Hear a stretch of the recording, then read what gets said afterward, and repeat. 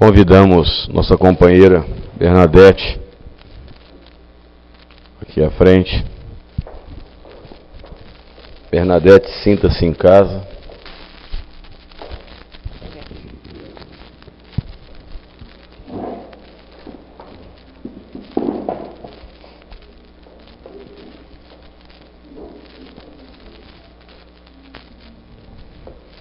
Boa noite a todos. Nos abençoe o Mestre Jesus e que nos deixemos envolver pelo seu amor, para que possamos aproveitar as lições desta noite e colocá-las na prática do nosso dia a dia. Havia uma senhora muito católica, muito honesta, uma pessoa que poderíamos dizer do bem. Dentro da sua religião católica, ela costumava se confessar de acordo com a sua crença. E todas as vezes que ela ia se confessar, ela dizia ao padre que, por mais que ela tentasse, ela não conseguia deixar de falar mal da vida dos outros. Então, todas as vezes que ela ia se confessar, o seu grande pecado era esse. E ali dentro da crença, o padre passava-lhe a penitência de sempre, ela cumpria essa penitência, ia para casa. Na outra semana, lá estava ela novamente para se confessar, com o mesmo pecado, a mesma dificuldade, cumpria a penitência que o padre lhe passava, e assim continuava a sua vida. Aquele padre era uma pessoa mais sábia, que percebeu que aquela senhora que pertencia à sua comunidade precisava de despertar, porque ela estava continuando ali com o seu costume e não se modificava. Desta forma, numa das vezes em que ela se confessou, ao invés de lhe passar orações como penitência, como sempre, que normalmente são uma quantidade de Padre Nossos, outras de Ave Maria, ele resolveu mudar a penitência. Pediu a ela, então, que matasse uma galinha e trouxesse-lhe as penas. Ela achou meio estranho, mas não encontrou dificuldade nenhuma, porque, afinal de contas, uma dona de casa que sabia perfeitamente matar uma galinha e tomar as providências necessárias. E fez isso. Trouxe as penas para o padre. E ele a convidou naquele momento para subirem até a torre da igreja. E ela foi tranquila. E ele pediu então que ela, ali de cima da torre, soltasse aquelas penas. E ela fez. Já estava tranquila, acreditando que não foi uma penitência assim com tanta dificuldade. Ela fez aquilo com facilidade até, mas ficou surpresa, porque logo em seguida o padre lhe disse: agora eu quero que a senhora recolha todas as penas que a senhora soltou. Ela se assusta e diz: mas como? Isso é impossível, o senhor não está vendo? Hoje ainda está um dia de muito vento. Do jeito que eu soltei as penas foram. E ele então explicou a ela que assim acontece com as nossas palavras, que uma vez soltas, são como penas ao vento. Elas vão e vão. Trazendo isso para a nossa lição da noite, para o nosso dia a dia, nós percebemos que o nosso corpo é uma máquina orgânica maravilhosa, perfeita, mas às vezes sem controle. Nós despertamos logo de manhã e começamos a falar. Graças a Deus temos o dom da fala. E a gente fala e fala e fala. E ao final do dia, se nós analisarmos e nos perguntarmos: quantas palavras eu falei hoje? Certamente a gente não sabe. Mas se nós mudarmos a pergunta para dizer que tipo de palavras nós estamos emitindo, Aí dá para a gente perceber. E é preciso, então, que nós estejamos atentos para essas palavras. Porque se o nosso corpo é maravilhoso e vai soltando as palavras e não tem nenhum botão que desliga, a gente precisa prestar atenção. É bem verdade que às vezes a gente até gostaria que tivesse um botão para desligar, porque tem pessoa que fala muito ao nosso lado e a gente às vezes fica até aflito, mas tem que ouvir. Mas trazendo isso para nós, se nós temos a capacidade de emitir palavras sem controle, é preciso que a gente pare para perceber que tipo de palavras nós estamos emitindo. Emmanuel nos diz que as palavras são instrumentos do tempo. No mesmo livro que tem esse nome, ele nos diz que as palavras são instrumentos do tempo e é a engrenagem do relacionamento espiritual na Terra. Que coisa fantástica! Instrumentos do tempo. Quanto tempo a gente vem usando essa palavra? Engrenagem do relacionamento espiritual na Terra. Então nós percebemos a importância da palavra. É através dela que nós nos relacionamos. É através dela que nós nos comunicamos. Então, ela é muito importante. E por isso precisamos prestar atenção. Quando nós falamos, nós damos uma fotografia daquilo que nós somos. A gente observa uma pessoa que chega falando muito, sem raciocinar, e a gente já percebe que ela está um tanto descompensada. A gente já percebe que ela é um tanto ansiosa. E aquela pessoa que fala com calma, de uma forma tranquila, serena, nós percebemos que ela tem um tanto mais de equilíbrio. E sempre temos vontade de ficar perto desse tipo de pessoa. Porque aquele que fala muito, muitas vezes nos deixa ansiosos, desequilibrados. Então, se quando nós falamos, nós estamos mostrando quem nós somos, aquele tipo de palavra que nós emitimos mostra quem nós somos, é preciso que a gente vigie. E Emmanuel nos diz que vigiar a palavra é o primeiro passo para nós disciplinarmos o pensamento.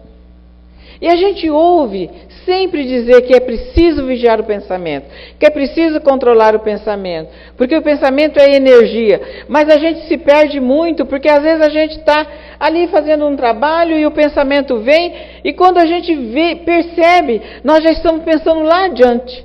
E a gente fala, mas por que eu estou pensando nisso? E trazendo de volta uma coisinha de nada, e a gente vai. Porque é muito difícil essa disciplina. Mas no primeiro momento, se nós começamos a vigiar a nossa palavra, naturalmente fica mais fácil segurar o pensamento. Porque o Evangelho mesmo nos ensina que aquele que pensa no mal, mas não comete, já consegue controlar, ele já está caminhando para a evolução. Aquele que pensa, fala e comete o mal, aquele ainda está mais aquém. Agora, aquele que já está mais evoluído, ele nem pensa no mal. E nós percebemos que a maioria de nós estamos naquela condição de pensar. Às vezes a gente consegue segurar e às vezes a gente não consegue, a gente já fala. Fala para logo em seguida se arrepender. E aí depois que falou, já está falado, a gente pede desculpas, mas quem ouve, muitas vezes não esquece mais. Porque o ditado já diz que quem bate, esquece, mas quem apanha não esquece. E principalmente nas nossas relações, com as pessoas que nós mais amamos, é onde nós emitimos palavras que magoam. Porque no momento da raiva a gente quer magoar mesmo. E a gente fala e depois se arrepende, mas aí já está falado. Aí já fica muito difícil consertar tudo aquilo.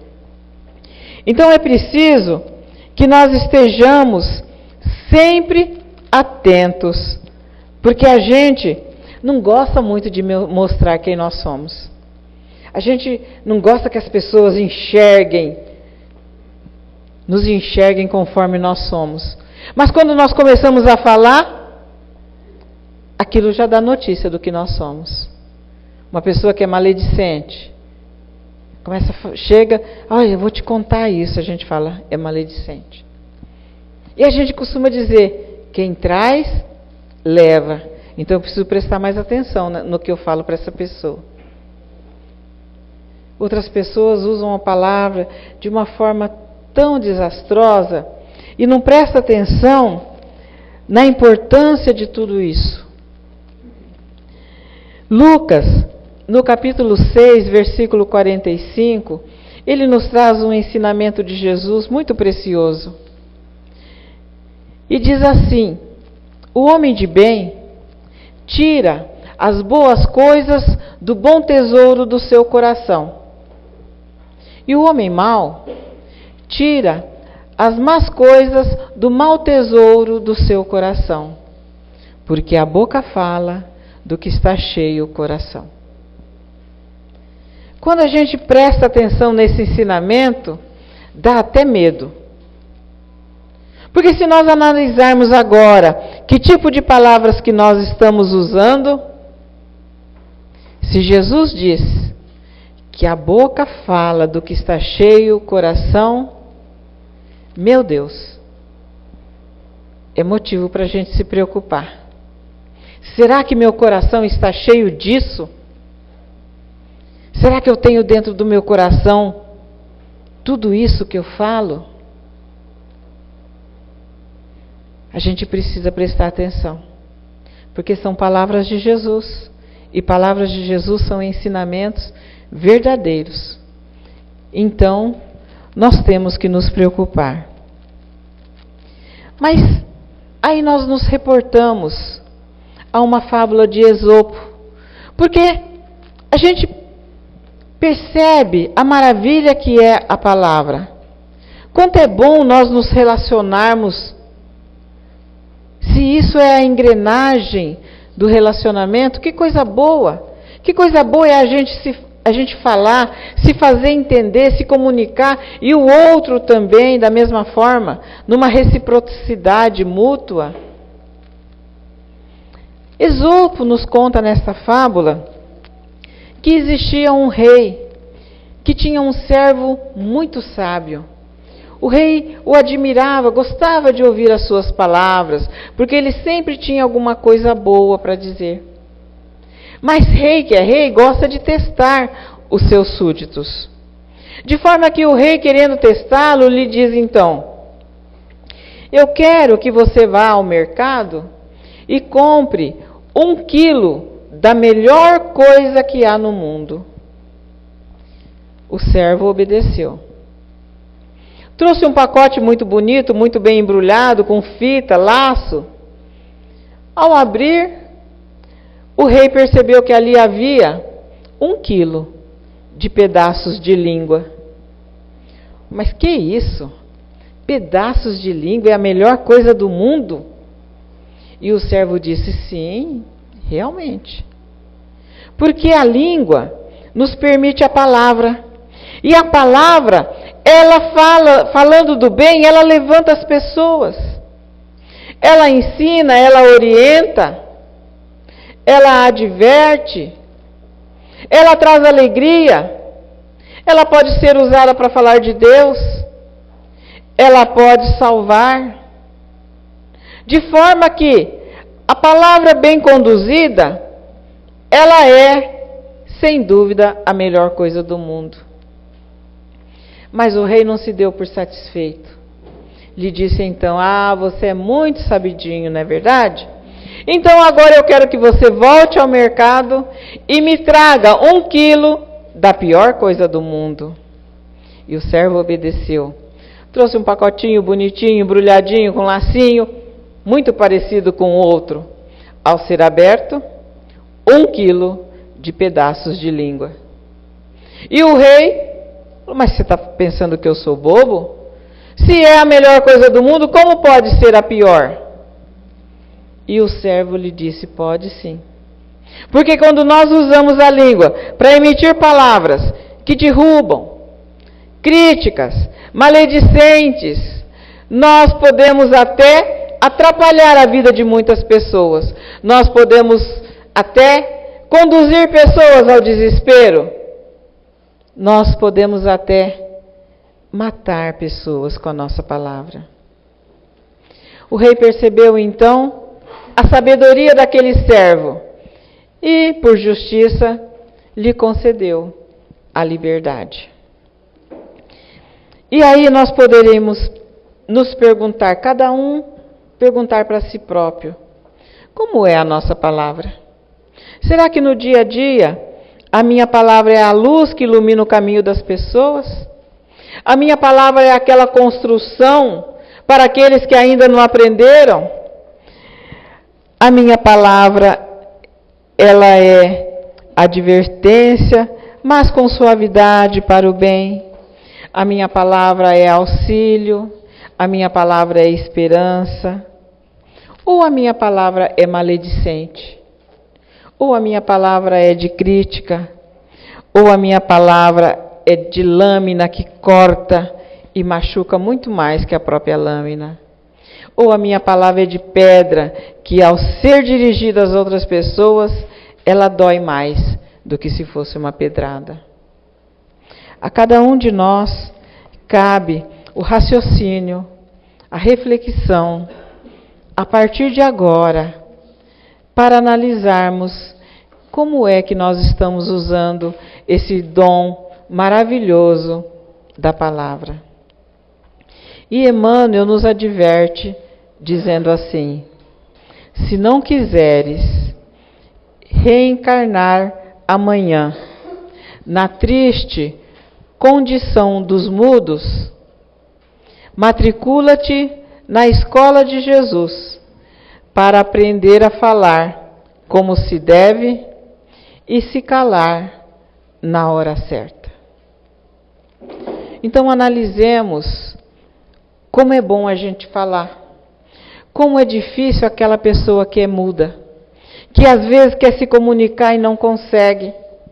E imaginemos nós, mudos, se alguém nos diz, eu te dou um dinheirinho para você ficar quieto 10 minutos. A gente não consegue. Já fizeram aquela brincadeira que se aprende na escola? Borboletinha voou, voou, para ver quantos minutos a gente pode ficar calado? E quando nós nos deixamos envolver ali no grupo, quando a gente menos percebe, a gente já abriu a boca. Porque falar é tão bom. Por isso nós precisamos preservar esse dom magnífico que nos deu o nosso Pai. Porque se, conforme a orientação de Emmanuel, estivermos usando de uma forma inadequada, poderemos sim reencarnar na triste condição dos mudos. E a maledicência, hoje em dia, ela nos envolve muito. Os programas de televisão de fofoca dão cada dia mais ibope. E a gente às vezes fala, nossa, mas por quê? Porque nós assistimos. Porque maledicência dá ibope. Quando alguém vem nos contar alguma coisa, a gente quer saber logo. E muitas vezes a gente não se preocupa em saber se aquilo que a pessoa está trazendo vai ser bom. E nós nos reportamos então à história que o irmão X nos traz no livro que se chama Mensagens de Saúde Espiritual. Essa história se chama Os Três Crivos. Acredito que a maioria de nós conhecemos. Conta que Sócrates, certa vez, envolvido com o trabalho, recebe a um companheiro que vem ansioso, aflito, lhe dizendo, eu preciso te contar uma coisa, sabe o que aconteceu? E Sócrates, com aquela calma, lhe diz: espera um pouquinho. Antes de me contar tudo isso, você já passou essa história pelos 3 crivos? E a pessoa fala: 3 crivos? Não sei, nem conheço. O que é isso? E Sócrates então diz: o primeiro é a verdade. Você tem certeza que essa história que você vai me contar é verdade? E a pessoa diz: ah, não tenho não, certeza eu não tenho. Mas me contaram, todo mundo está falando. Vamos passar para o segundo crivo. O segundo crivo se chama bondade. Isso que você vai me contar é bom? Não, bom não é, isso eu já sei. Então passemos para o terceiro crivo. O terceiro crivo se chama utilidade. O que você vai me contar é útil? Serve para alguma coisa? Não, isso não. E aí Sócrates então lhe diz: se o que você vai me contar, você não tem certeza se é verdade, não é bom e nem é útil, vamos largar para lá, não me conta não. O que nós fazemos quando alguém vem contar alguma coisa para nós? Se a pessoa chega, sabe o que aconteceu? Eu ouvi falar, a gente fala: conta depressa, fala. Se a pessoa faz uma cerazinha, às vezes falando: não, daqui a pouco eu te conto, a gente já começa a ficar aflito por dentro, porque a gente quer saber. Se a pessoa falar aqui: ó, no final da palestra eu te conto, ai meu Deus, essa palestra não acaba nunca. Aí, a pessoa conta, de repente ela está contando e alguém vem e interrompe. Mas dá um nervoso na gente, aquela pessoa interrompeu, agora que estava chegando no melhor da história. E logo em seguida, nós ouvimos e vamos contar para aquela pessoa mais próxima de nós. Nós não temos certeza se é verdade. Nós nem analisamos se é bom, mas nós queremos contar. Porque tem uma pessoa muito especial ao meu lado, para quem eu conto tudo, é meu confidente, é meu amigo. Então eu vou contar para ele, porque eu tenho certeza que ele não vai passar para ninguém. E eu conto. Mas aquela pessoa que eu contei, também tem um amigo muito íntimo, muito querido em quem ele confia. E também tem certeza que ele não vai passar para ninguém. E assim, a história vai se passando de um para o outro. E o ditado já diz que quem conta um conto aumenta um ponto. E quando a história chega lá na frente, já está destruindo as pessoas. Porque nós nem pensamos se era bom, se estava prejudicando alguém. E essa história do quem conta um conto aumenta um ponto é verdadeira. Já participei de uma atividade, quando eu ainda não era aposentada, no meu trabalho, onde nós fizemos uma dinâmica para passarmos para o outro, no ouvido, uma história. Então eu passava para um, que passava para o outro, que passava para o outro. Quando chegou lá no fim, que o último foi contar a história, ela estava totalmente deturpada. Não tinha nada daquilo aonde se começou a falar. Por isso é que nós precisamos ter cuidado. Muito cuidado com a nossa conversa. Muito cuidado com a nossa palavra. E a parte, não se falando mais em maledicência, as palavras que nós usamos. Às vezes nós estamos envolvidos com algum problema, irritados, preocupados, nervosos, e alguém chega, trazendo alguma história, querendo conversar, e a gente, naquela aflição, acreditamos que a pessoa vem com uma conversa tão boba, a pessoa às vezes vem fazer uma perguntinha tão boba aos nossos olhos, e a gente está preocupado aqui com uma coisa tão importante. E a pessoa fica sem entender e fala: nossa, mas só por isso ela já me falou tudo isso, por quê? Porque nós já estamos irritados, nós já estamos estressados, mas a outra pessoa não tem nada a ver com isso. E a gente fala. Depois pede desculpa, mas já falou. Outras vezes, a gente perde tempo A gente olha e já pensa, nossa, olha lá, garanto que ela está assim, assado, e vai. E lá na frente nós percebemos aonde chegamos. E normalmente tem alguém ao nosso lado e a gente está falando, sem analisar se é verdade, sem analisar se aquela pessoa realmente fez isso de acordo com o nosso pensamento, mas a gente fala. Então precisamos aprender a cuidar da nossa palavra. Normalmente, a gente às vezes é convidado para falar de Jesus, a gente é convidado para fazer uma prece. No nosso culto do Evangelho no Lar, às vezes a gente vai fazer o comentário e pede para alguém, faz o comentário, a gente fala, eu não me sinto capacitado. Ai meu Deus, eu fazer uma prece?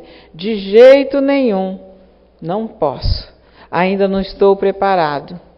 Mas como a gente se prepara para uma discussão, não é verdade? Quando a pessoa emite uma palavra, nós não queremos ficar por baixo, a gente fala 2. Se ela fala 3, nós falamos 4. E a gente procura cutucar a pessoa naquilo que ela tem de mais frágil. E aí a nossa palavra se transforma em arma. E eu já vi uma senhora falar certa vez que o marido dela sempre fazia o que ela queria. E ela dizia assim, porque ele tem medo da minha língua. Então, a fala na orelha dele era tanta que ele achava melhor fazer a sua vontade para não ouvir. E às vezes nós agimos assim. A gente quer uma coisa, fica atormentando as pessoas. Às vezes nós vamos conversar com alguém, a pessoa chega para nós e fala, nossa, mas eu estou passando por um problema tão difícil. E ao invés da gente colocar o nosso ouvido à sua disposição para ouvir, nós queremos falar. E acreditamos que o nosso é maior. Então a pessoa fala, mas eu estou passando por um problema, a gente fala, mas isso não é nada, precisa ver eu. A minha dor ali, dor aqui, no final a pessoa se cala e nós argumentamos tanto e não sabemos ouvir. E não é por outro motivo que nós temos 2 ouvidos. Precisamos analisar. E é tão bom a gente estar perto de pessoas que falam coisas boas, que falam suavemente, que traz sempre uma palavra amiga. Quando a gente se reúne com essas pessoas mais evoluídas que a gente, muitas vezes nas casas espíritas, acaba a palestra, todo mundo fica em volta daquela pessoa. Por que será?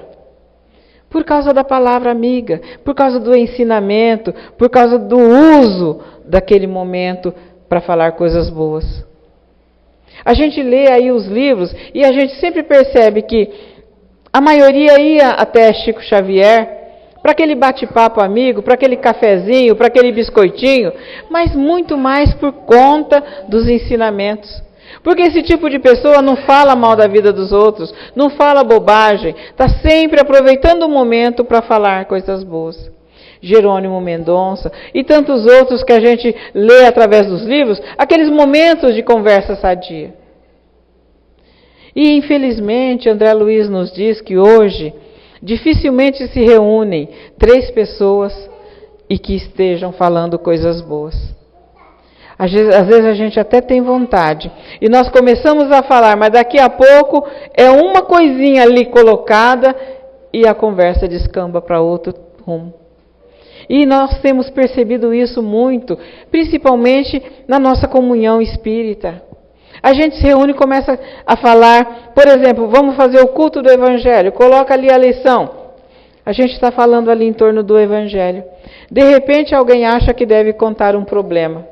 Conta um problema, aí ali já dá abertura para que se um vai falar, aí vamos julgar o outro. Então, tem gente que fala mal da vida dos outros, tem gente que faz isso, tem gente não, somos todos nós.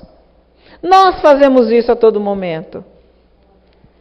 E precisamos nos preocupar conosco nesse aspecto, porque eu vou prestar conta somente daquilo que eu fizer. Se o outro faz, isso é problema dele. Ele é que vai prestar contas. a Deus. A mim só cabe a orientação e a preocupação com aquilo que eu estou fazendo da minha vida para, enfim, ter um futuro melhor.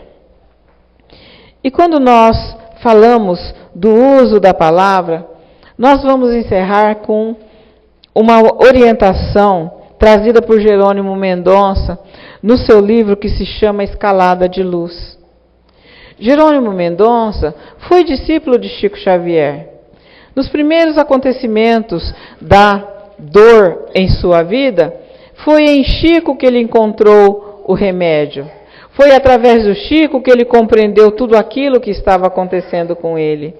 Por isso, ele teve em Chico um mestre, aquele que estava sempre ali disponível a todos para trazer o ensinamento. Jerônimo Mendonça, então, intitula essa lição como Eu amo você, Chico Xavier. E ela se refere exatamente ao uso da fala, ao uso da palavra. E ele diz assim: eu jamais lhe faria um elogio. Aprendi com você que isso é descaridade. Todos nós sabemos que Chico Xavier não gostava de elogios. A missão de Chico era muito importante. Ele não podia se desviar do caminho. E o elogio, às vezes, ele pode trazer para nós uma vaidade, um orgulho e nos prejudicar. Chico Xavier não gostava de elogio, mas era muito mais evoluído do que nós. Nós ainda gostamos de elogio.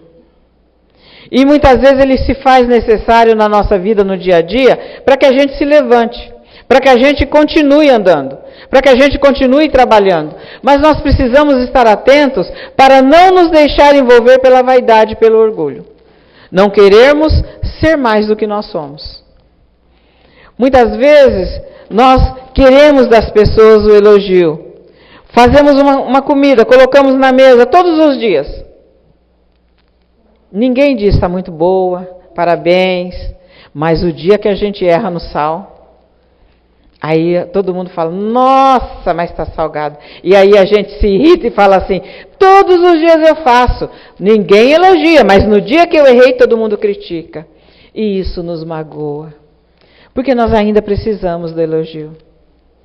Quando a gente lava a roupa todo dia, passa bonitinha lá na gaveta, parece que existe uma mágica dentro de casa, né? Aonde nós chegamos, olhamos, está tudo arrumadinho. Ninguém fala muito obrigado. E a gente se ressente porque o trabalho doméstico é ingrato, ele só aparece quando não é feito. Deixa um dia de lavar a louça, todo mundo chega e fala, nossa, o que aconteceu? Você estava doente? E aí a gente reclama. Puxa vida, eu faço todos os dias e ninguém elogia. Mas Chico Xavier já sabia do perigo que é o elogio.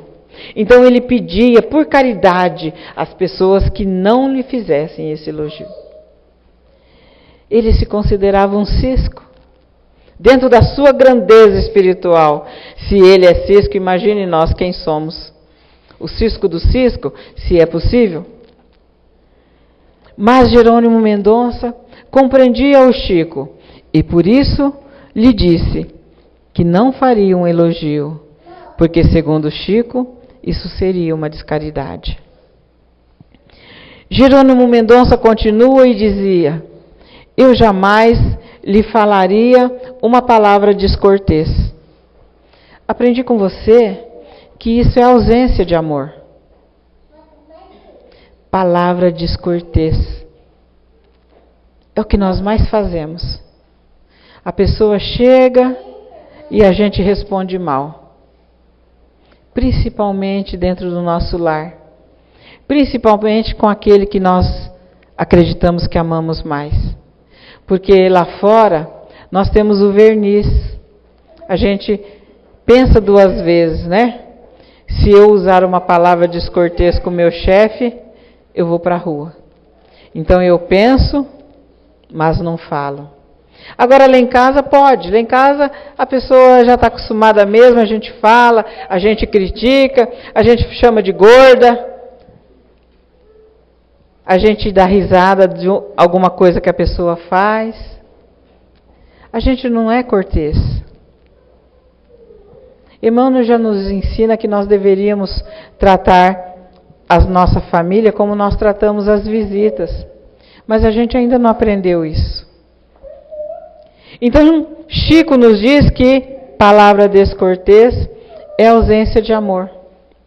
E quando lhe perguntaram o que é que Emmanuel mais cobrava dele, ele nos diz que é do relacionamento com as pessoas, é de tratar a todos da melhor forma possível. Coisa que nós ainda não aprendemos. Jerônimo Mendonça continua e diz: eu jamais gritaria. Aprendi com você que isso é uma agressão vibratória. E a gente grita tanto. A pessoa grita com a gente e a gente acha muito ruim e grita de volta. Não grite comigo porque eu não gosto. Mas a gente grita. Quando a gente vem contar a história para uma pessoa e ela está meio surdinha, a gente fala: você sabe o que aconteceu? Conta, a pessoa fala: hã? Aí a gente responde. Aí a pessoa fala: hã? A gente fala: ah, pelo amor de Deus, não aguento não, você é surdo. É surdo. Mas a gente não tem paciência. Mas o que é uma agressão vibratória? Que é isso que Jerônimo Mendonça quis dizer? A gente está aqui na casa espírita e ouve falar em vibração a todo momento. Todos nós emitimos uma vibração. De acordo com a nossa andança, com os nossos comportamentos, a gente emite.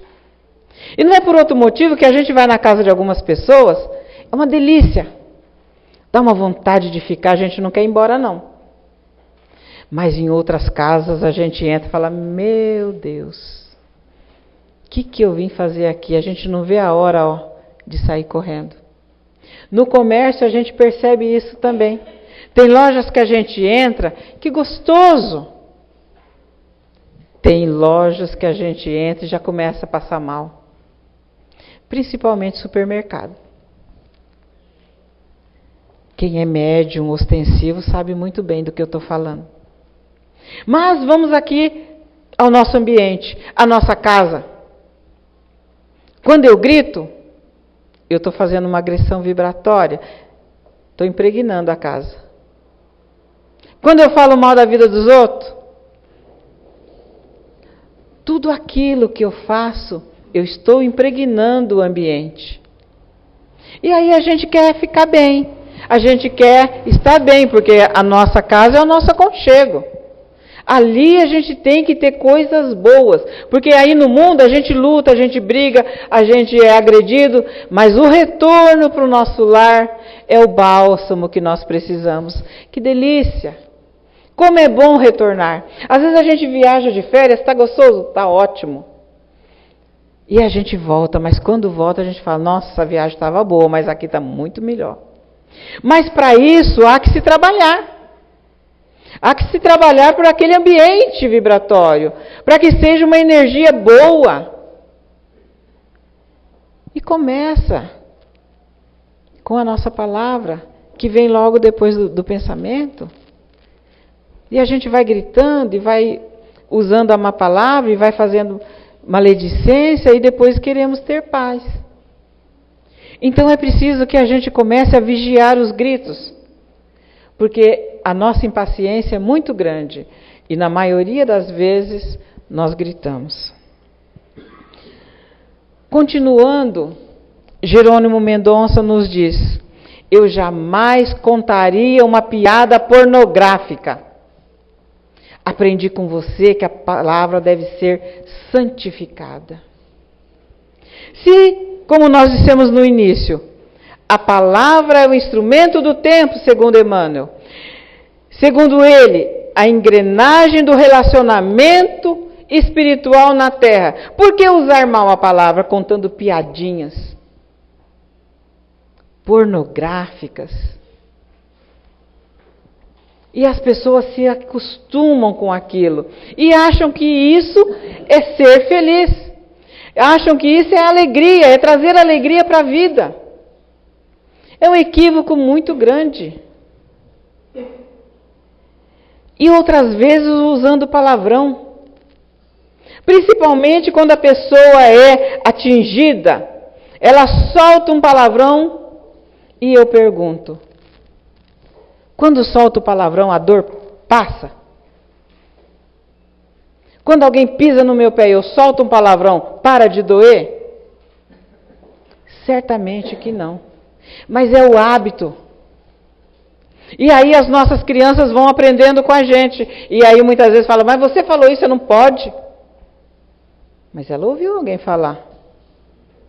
Então é preciso que a gente vigie. Para que usar o palavrão? Melhor é chamar por Jesus na hora da raiva, na hora da dor. Ou então, beber a água santificada, né? Segundo o ensinamento do Chico, que faz com que a gente prenda essa água na boca e não fale, que é melhor. No trânsito, quantos palavrões são emitidos? Quanta energia ruim, porque o palavrão ele é envolvido por uma energia ruim que vai. Mas toda energia que eu mando, eu recebo de volta. É preciso a gente prestar atenção nisso. E continua Jerônimo Mendonça dizendo: eu jamais usaria uma franqueza contundente. Aprendi com você que isso é um borralho quente. O que é borralho? É aquela brasa, né, que fica embaixo da cinza e que a gente pensa que não tem mais fogo, mas está ali ainda. E nós, acreditando que devemos ser sinceros, e devemos, porque Jesus nos diz que o nosso sim deve ser sim, nosso não deve ser não, acreditamos que a nossa sinceridade pode derrubar as pessoas. No livro Chico Xavier, A Sombra do Abacateiro, Chico nos orienta que a nossa verdade, a nossa sinceridade não pode derrubar as pessoas. A gente não pode usar aquela sinceridade para magoar, para ofender. Não, mas eu estou sendo sincero. O que é isso? Quando a recíproca vem para nós, nós não queremos. Às vezes a pessoa coloca um vestido ali que levou tanto tempo, se arrumou, se embonecou e vem: o que você acha? Estou bem? E a gente fala: nossa senhora, você está horrível. Derrubou a pessoa. Ah, mas eu não vou ser verdadeiro? Mas existe tanta forma de ser verdadeiro. A gente pode dizer: olha, se eu fosse você, eu colocaria outro acessório. Olha, isso aqui não está caindo muito bem, mas se você fizer assim, é outra maneira de dizer a verdade.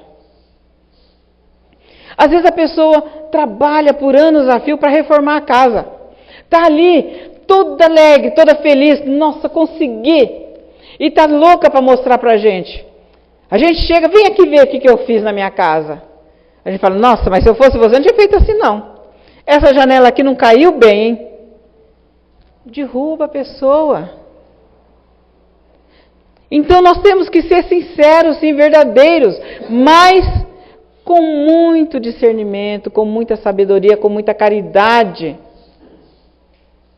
Porque nós não queremos ouvir as pessoas nos criticarem dessa forma. E o borralho, ele fica ali quente, a pessoa não esquece. Ela fica ali. Eu me lembro uma vez que uma das minhas irmãs estava vendendo uma casa. Naquele tempo ela falou: eu quero 60 mil na casa. Um dos meus cunhados disse assim: você não vai conseguir 60 mil na sua casa. Ela entendeu que ele disse que a casa dela não valia 60 mil. Mas não foi isso que ele disse. Ele disse: você não vai conseguir. Há uma diferença nisso. Por isso que nós temos que ter muito tato para usar a palavra. Por isso que nós precisamos estar sempre atentos. Porque Jerônimo Mendonça encerra dizendo assim: eu jamais mentiria, porque aprendi com você que a verdade é Jesus. e que Ele nos abençoe.